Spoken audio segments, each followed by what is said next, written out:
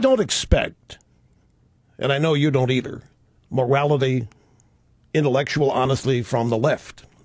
They've demonstrated over and over a willingness to say or do anything to advance their agenda. It's what they do. It's what we fight against here every day. But this is the mistake I made. In fighting them on this issue last week, I became like them. Against my own instincts, against my own knowledge, against everything I know to be right and wrong, I descended to their level when I used those two words to describe Sandra Fluke. That was my error. I became like them. And I feel very badly about that. I've always tried to maintain a very high degree of integrity and independence on this program. Our president, Barack Obama, has a socialist agenda when it comes to health care, when it comes to birth control, when it comes to virtually every aspect of his agenda. In this case, Barack Obama wants the government, his government, making moral decisions about what treatments, prescriptions, pills you pay for through your insurance premiums. He isn't willing to let you or the market make that decision for yourself. Now, the hearing that started all of this, I want to go back and put the timeline here in context. Start at the very beginning. The hearing that started all of this was called by Darrell Issa, a California Republican. He's the head of the House Oversight and Government Reform Committee. Issa is on our side. His point in calling this hearing was to get facts into the record that otherwise would not be aired. But his committee is made up of both Republicans and Democrats, and there are rules and procedures that are followed in calling witnesses. And what this was all about was the President of the United States acting extra-constitutionally, mandating that Catholic churches and their schools provide contraceptives, abortifacients. He doesn't have that power constitutionally. He cannot mandate these things. And that was the original purpose of the hearing. He was to get facts into the record that otherwise would not be aired, but his committee is made up of Republicans and Democrats, and there are rules and procedures that are followed in calling witnesses.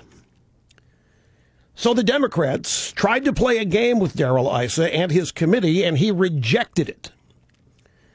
What they did was they requested a witness for his hearing, a man named Barry Lynn, to make their points for them. Barry Lynn is a guy that represents the Democrat point of view. They asked for him in advance. Issa's committee checked him out, invited him, and prepared for his testimony. Issa agreed he has a level or degree of expertise about the subject matter of the hearing, which was not contraception.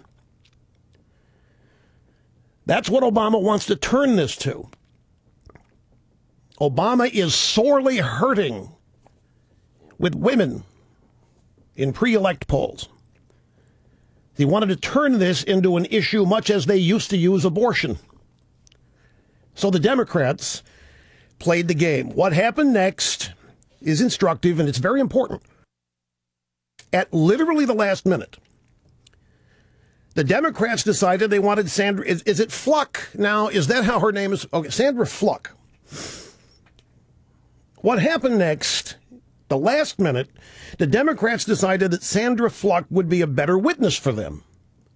Not because she had any special knowledge or credentials like Barry Lynn has, but because her optics as a woman and a college student, a 30-year-old college student, and an activist on Democrat issues, by the way.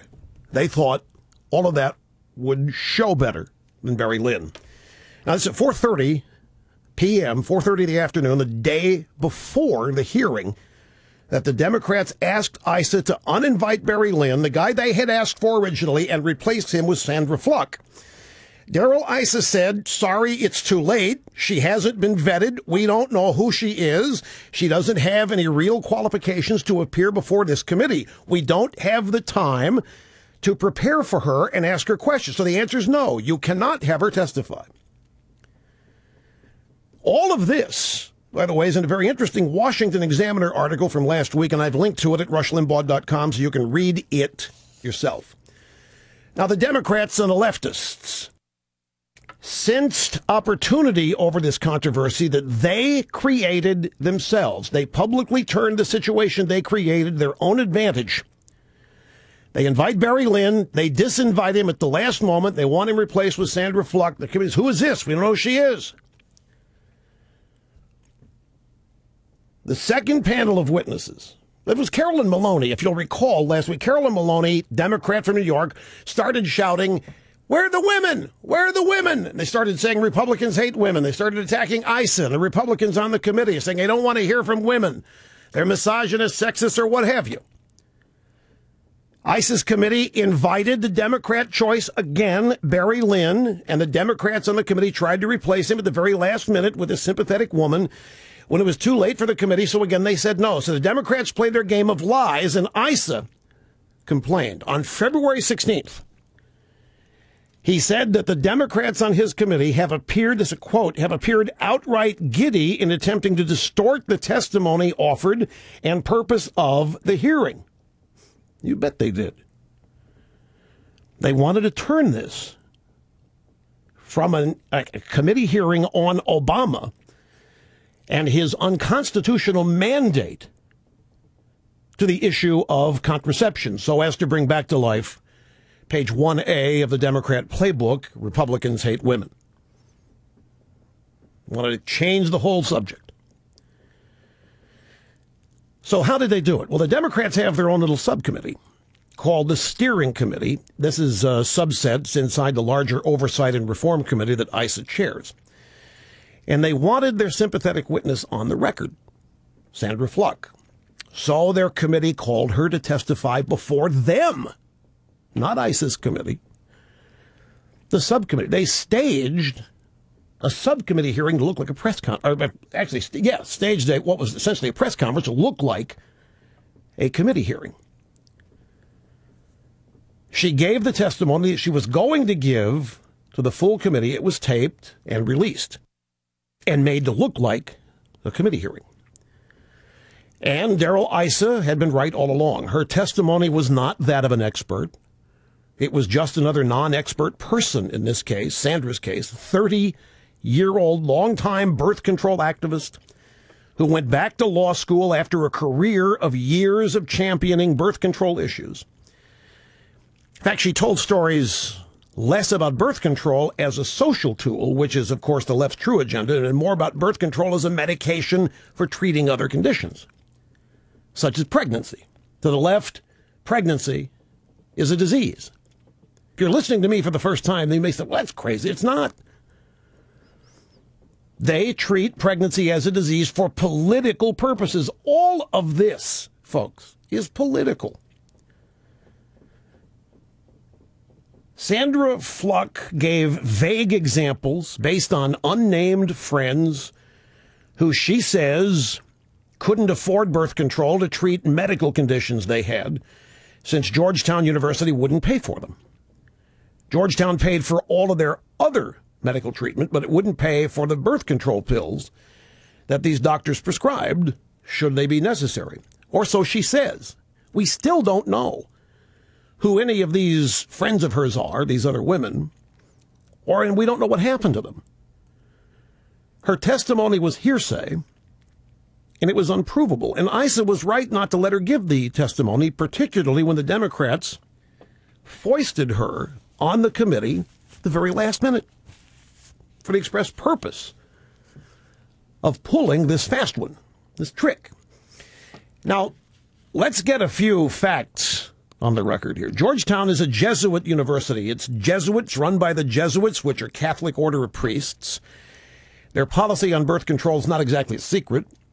It's not given to you in a sealed envelope after you sign up. It's out there for everybody to see. It's a Catholic university. Everybody that goes there knows. Ms. Fluke stated on occasion she went there specifically to change the policy. If birth control insurance is important to you as an enrolling student, and you find out that Georgetown doesn't offer it, you might want to attend or work at a school that isn't run by Catholics. I mean, just a thought. But if you know the place doesn't offer contraceptives when you sign up, and that is your big political issue, then why are you really there? Actually, they know what they're doing. They intentionally target schools like Georgetown to advance an agenda of ultimately forcing them to abandon their religious beliefs. All of this is to serve Obama's agenda, the agenda he worked all summer, and he abandoned it only when America stood up, united, and said they would not tolerate tearing down religion to increase government's control over our lives. You did that. You stood up to him. You made him stop. That was a proud moment for all of us. But I am astonished at the desperation of the elite media to avoid rising gas prices, to avoid the president's apology to religious fanatics in Afghanistan, to avoid a $1 trillion deficit, to avoid the longest period of unemployment since the Great Depression, and to suddenly decide that Rush Limbaugh is the great national crisis of this week. There's no debate about access to contraception. There is a debate, which Cardinal George of Chicago has pointed out, is a war against the Catholic Church. You do have this weird situation where President Obama apologizes to Islamic extremists while waging war against the Catholic Church. This is his second attempt at mandating Catholic churches and other organizations, under the cloak of a so-called committee hearing, be forced to provide contraceptives against their moral conscience dictates, what have you. So Sandra Fluke, a 30-year-old birth control activist, gives unverified and inexpert testimony about how Georgetown's long standing in public policy has hurt her unnamed friends. And let's be clear on something else. I haven't called Georgetown to see if they pay for birth control pills when being used to treat other medical conditions. I have no idea if they do or don't. If somebody, Georgetown, wants to weigh in on that, I'd be interested. But the point here is that this was an issue that represents a tiny, tiny slice of what the Democrats really want here. They used Sandra Fluke to create a controversy. Sandra Fluke used them to advance her agenda, which is to force a religious institution to abandon their principles in order to meet hers. Now, all of this is what I should have told you last week, because this is what happened. I use satire. I use absurdity to illustrate the absurd. The story at the Cybercast News Service, which characterized a portion of her testimony as sounding like, based on her own financial figures, that she was engaging in sexual activity so often she couldn't afford it. I focused on that because it was simple. Trying to persuade people, change people's minds. I am huge on personal responsibility and accountability. People providing for themselves when they're totally able to. Totally against social. Government has no business doing any of this. People's bedrooms, mandating that other citizens pay for other citizens' social activities and so forth. Now, that was the wrong one to focus on. I acted too much like the leftists who despise me. I descended to their level, using names and exaggerations to describe Sandra Fluke. It's what we have come to know and expect of them, but it's way beneath me, and it's way beneath you. It was wrong, and that's why I've apologized, because I succumbed. I descended to their level.